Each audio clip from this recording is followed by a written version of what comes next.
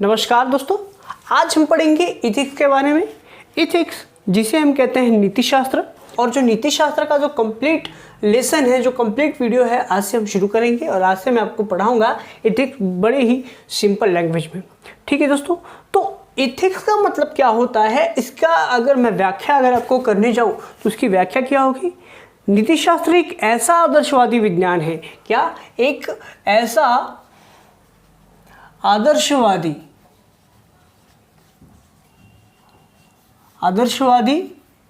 विज्ञान है। क्या कहा है दोस्तों, नीति शास्त्र एक ऐसा आदर्शवादी विज्ञान है जो मानव आचरण का मूल्यांकन करता है। क्या करता है? जो मानव आचरण का क्या करता है दोस्तों? मूल्यांकन करता है। सारी चीज़ें आपको जो है मैं बताऊंगा कि क्या चीज़ होती है, कैसी होती है, हर एक वर्ड का जो है मतलब बताऊंगा मैं आपको। ठीक है, मूल्यांकन करता है।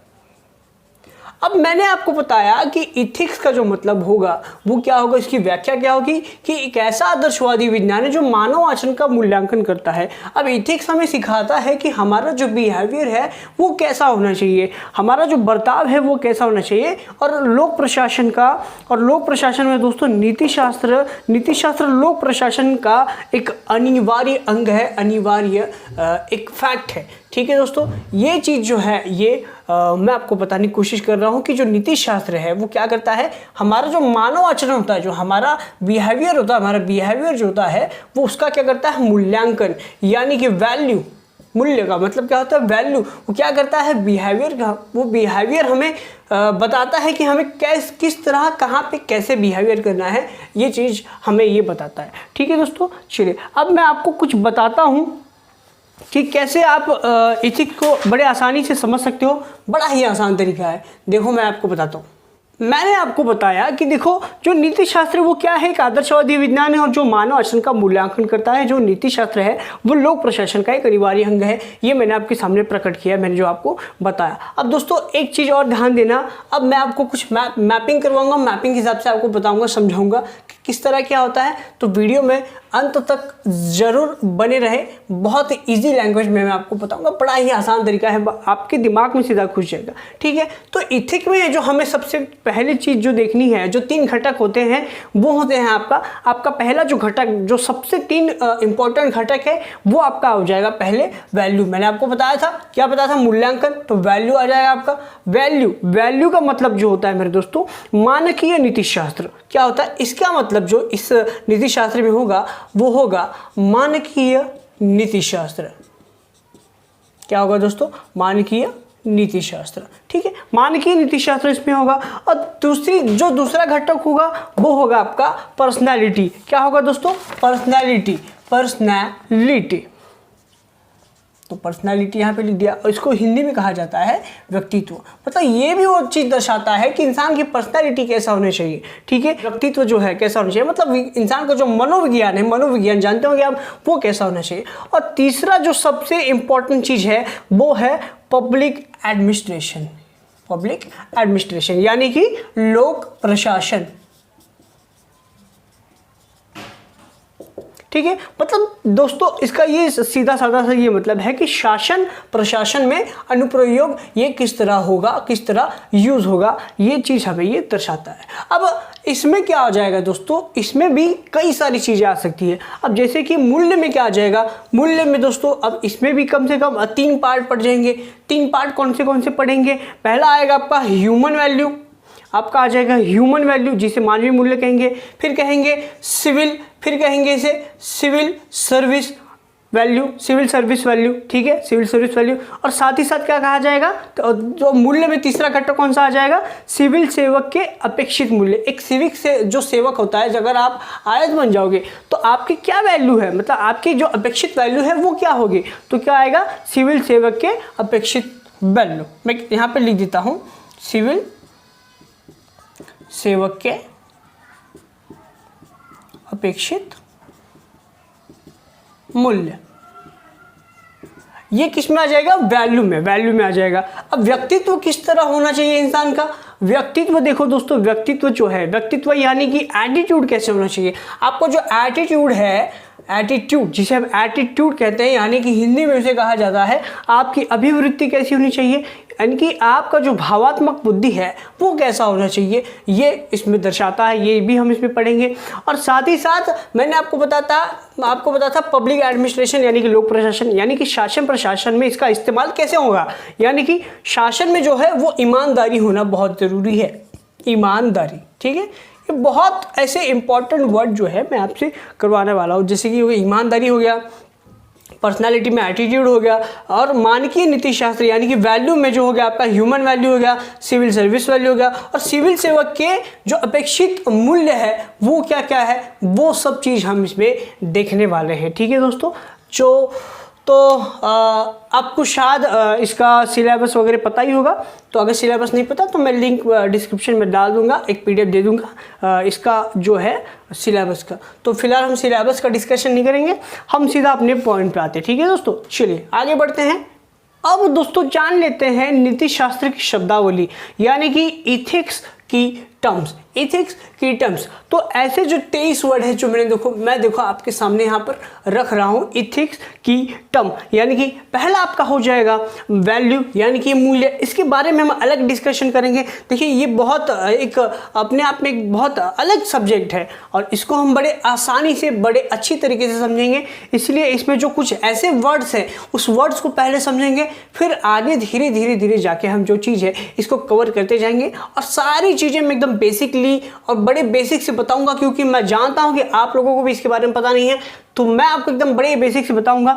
बिल्कुल आप टेंशन नहीं लेना, बस आपको वीडियो में बने रहना है, और डेली जो मैं बताने वाला हूं उसको आपको देखना है, फॉलो करना है, रिवीजन करना है। तो पहला वर्ड दोस्तों आपके सामने आ गया है, आपके सामने पहला वर्ड है वैल्यू। तो वैल्यू जो मूल्य है इसको वैल्यू कहा जाएगा, मूल्य।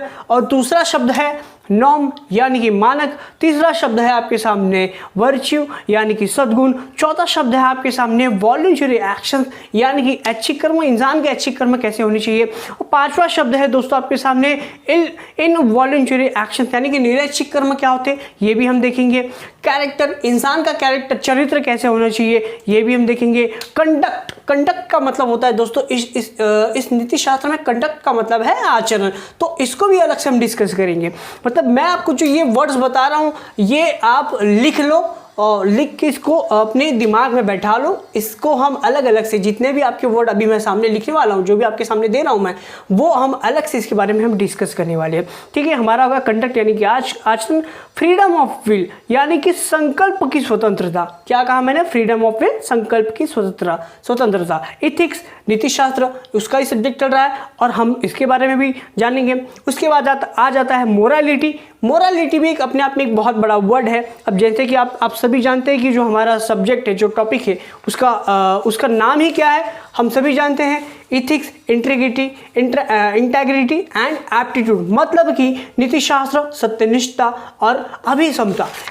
ये ऐसे जो वर्ड्स हैं ये सब मैं आपको एक लिखवाऊंगा, आपको नोट्स पे बताऊंगा, और हर एक वर्ड का भी मतलब बताऊंगा, क्योंकि ये जो 23 वर्ड मैं आपके सामने जो रखने वाला हूँ ये बहुत इंपॉर्टेंट है। अगर ये आपको समझ में आ गया तो आपको आधा ज़्यादा आपका काम यही हो जाएगा, ठीक है। अब मोरालिटी नैतिकता, एटीट्यूड अभिवृत्ति, एप्टीट्यूड अभिसमता, इंटरेस्ट अभिरुचि, इमोशन संवेग, मूड मनोदशा, इंटेलिजेंस बुद्धि, इमोशनल इंटेलिजेंस संवेगात्मक बुद्धि। अब देखिए दोस्तों, इमोशनल इंटेलिजेंस क्या होता है कि लोगों को पहचानने का हमारा जो इमोशनल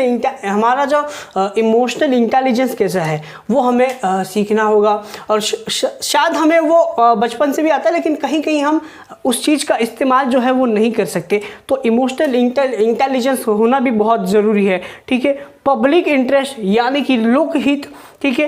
कॉन्फ्लिक्ट ऑफ इंटरेस्ट यानी कि हितों का जो टकराव होगा वो क्या होगा, और साथ ही साथ इंटेग्रिटी सत्यनिष्ठता। देखिए मैंने आपको बताया कि हमारे टॉपिक का नाम क्या है दोस्तों, इथिक्स, इंटेग्रिटी एंड एप्टीट्यूड। ये सारे एक एक वर्ड जो है ना मैं आपको आसानी से क्लियर कराऊंगा। फिलहाल आप क्या करो, ये सब लिख लो, ठीक है। और जो आपका आएगा फिर बाद में गवर्नेंस यानी कि शासन, फिर आएगा गुड गवर्नेंस सुशासन, मतलब शासन क्या होगा, और गुड गवर्नेंस यानी कि सुशासन क्या होगा, और लास्ट में जो आपका आएगा नैतिक शासन यानी कि इथिकल गवर्नेंस। तो मतलब दोस्तों ये जो मैंने आपके सामने इतने वर्ड्स रखे हैं ये बड़े ही आपके काम के वर्ड है, तो आपको क्या करना है, इनको लिखना है।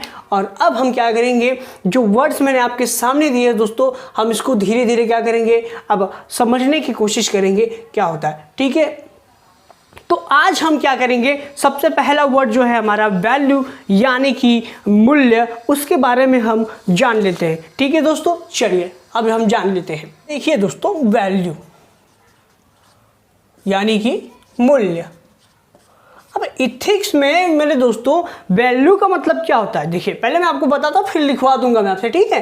वैल्यू मूल्य मतलब क्या है दोस्तों कि मूल्य शब्द का प्रयोग उपयोगिता या आर्थिक कीमत के रूप में होता है, और ठीक है मतलब ध्यान देना दोस्तों मैं क्या बता रहा हूं आपको कि मूल्य शब्द का प्रयोग उपयोगिता या आर्थिक कीमत के रूप में होता है। अब हम लोग पैसे को क्या कहते हैं भाई, कितना मूल्य हुआ, कितना पैसा हुआ, लेकिन दोस्तों नीति शास्त्र में इथिक्स में दोस्तों क्या होता है कि इस शब्द का जो इस्तेमाल है, इसका जो प्रयोग है, इसका जो यूज है वो तथ्यों से भिन्न याद रखना, मैं भी लिखवाऊंगा तो सब अंडरलाइन करवाऊंगा, तथ्यों से भिन्न उन सभी विश्वासों गुणों या विषयों के लिए होता है जो मनुष्य के जीवन में और व्यक्तित्व के विकास में सहायक हो सके।